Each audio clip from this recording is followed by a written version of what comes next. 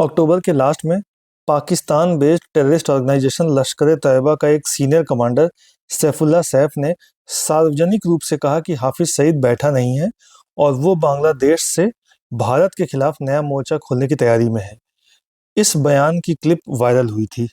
उसी समय हाफिज सईद का एक करीबी इब्तिसम इलाही ज़हीर बांग्लादेश गया और सीमावर्ती जिलों में जाकर भाषण भी दिया, जिससे भारत में सावधानी बढ़ गई। बांग्लादेश के चट्टग्राम बंदरगाह पर पाकिस्तान का एक युद्धपोत पीएनएस सैफ ठहरा। ऐसा पहली बार हुआ है 1971 के बाद से। और पाकिस्तान के नौसैनिक प्रमुख एडमिरल नवीद अशरफ की ढाका यात्रा हुई। वहां पर उन्होंने बांग्लादेश के जो सीनियर मिलिट्री लीडर्स हैं उनसे मुलाकात की। यह घटना भी भारत में चिंता का कारण बनी। इन सभी घटनाओं के संदर्भ में यह भी देखा जा रहा है कि अगस्त 2024 के बाद जब मोहम्मद यूनुस की अस्थायी सरकार आई, तब से बांग्लादेश और पाकिस्तान के रिश्तों में नज़दीकी देखी जा रही है। क्या ये सभी घटनाएं और बयान जो भी हैं, यह साबित करते हैं कि बांग्लादेश अब सचमुच लॉन्चिंग पैड बन चुका है? दरअसल नहीं, पर चिंताजनक संकेत मौजूद जरूर हैं, जिसके कारण कई हैं। पहला कारण है आयोजनात्मक बयान और वीडियो से इंटेलिजेंस अलर्ट। सैफ जैसे समूह कमांडरों के बयान खतरनाक हैं क्योंकि वे रिक्रूटिंग, प्रेरणा और नेटवर्क नवीनीकरण दर्शाते हैं, पर अकेले बयान से ठोस ऑपरेशनल उपस्थिति नहीं मानी जा सकती। विशेषज्ञ हैं जो वो कहते हैं कि बयान अक्सर प्रचार या प्रेरणा के उद्देश्य से भी दिए जाते हैं। दूसरा कारण है स्थानीय गतिविधियां और नेटवर्किंग। इब्तिसम ज़हीर जैसी हस्तियों का बार बार दौरा और सीमावर्ती जिलों में नेटवर्किंग और भाषण होना एक संकेत है कि पुरानी या नई कट्टरवादी संरचनाएं सक्रिय हो सकती हैं, जो रेडिकल विचार फैलाने और संभावित रिक्रूटिंग के लिए उपयोगी हैं। पर यह अभी भी मौजूदगी की तरफ एक स्टेप है, न कि आखिरी कदम है। इसके अलावा है राजनैतिक और डिप्लोमेटिक बदलाव। पाकिस्तान बांग्लादेश के सैन्य और डिप्लोमेटिक समन्वय में वृद्धि देखी गई है, जिससे संदिग्ध गतिविधियों के लिए परिदृश्य बदल सकता है। लेकिन सैन्य रिश्तों का मौजूद होना खुद आतंकवादी ऑपरेशन के संदर्भ का सीधा प्रमाण नहीं है। कई बार देशों के बीच रक्षा और कूटनीति सामान्य हितों पर आधारित होती है, लेकिन फिर भी यह खतरा तो है ही। और इन खतरों के में क्या क्या शामिल हो सकते हैं, इसको देख लेते हैं एक बार। जैसे रेडिकलाइजेशन और स्थानीय रिक्रूटिंग। सीमा के आसपास के जिलों में कट्टरवाद का प्रसार, युवाओं की प्रेरणा और नेटवर्क विस्तार इसमें शामिल है। दूसरा है इन्फिल्ट्रेशन या फिर लॉजिस्टिक मार्ग। बांग्लादेश भारत सीमा लंबी और जटिल है।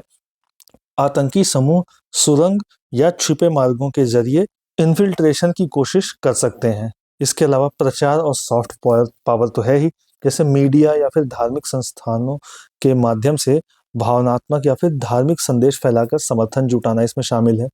उसके अलावा सीमित हमले या फिर उत्पात, जैसे स्थानीय स्तर के हिंसक घटनाक्रम हो जाए या फिर छोटे पैमाने पर आतंकी हमले या फिर सीमा विवाद उकसाने वाले ऑपरेशन, ये सब इसमें शामिल हैं। अब इनमें से कौन सा इसमें सबसे ज़्यादा संभावित है, यह क्षेत्रीय इंटेलिजेंस और बांग्लादेश की घरेलू सुरक्षा नीतियों पर निर्भर करेगा। अब सवाल यह है कि क्या बांग्लादेश जानबूझकर पाकिस्तान को छूट दे रहा है? दरअसल ढाका की नीतियां जटिल हैं। यूनुस की अस्थायी सरकार का आगमन हो, भारत बांग्लादेश रिश्तों में तनाव और पाकिस्तान के साथ ताज़ा वार्तालाप, ये सब पृष्ठभूमि बदलते हैं। पर यह कहना कि बांग्लादेश स्पष्ट रूप से आतंक को सहायता प्रदान कर रहा है, फिलहाल वह निष्कर्ष करना जल्दबाजी होगा।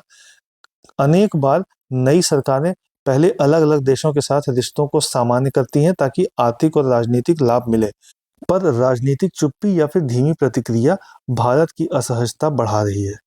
अब ऐसी स्थिति में भारत क्या कर सकता है? पहली चीज तो है इंटेलिजेंस शेयरिंग। बांग्लादेश के साथ संस्थागत स्तर पर प्रभावी इंटेल साझा करना और संयुक्त जांच मैकेनिज्म पर जोर देना। दूसरा है सीमा सुरक्षा सुदृढ़ करना, जैसे सीमावर्ती निगरानी, सैटेलाइट इमेजिंग और संयुक्त पेट्रोल को बढ़ाना।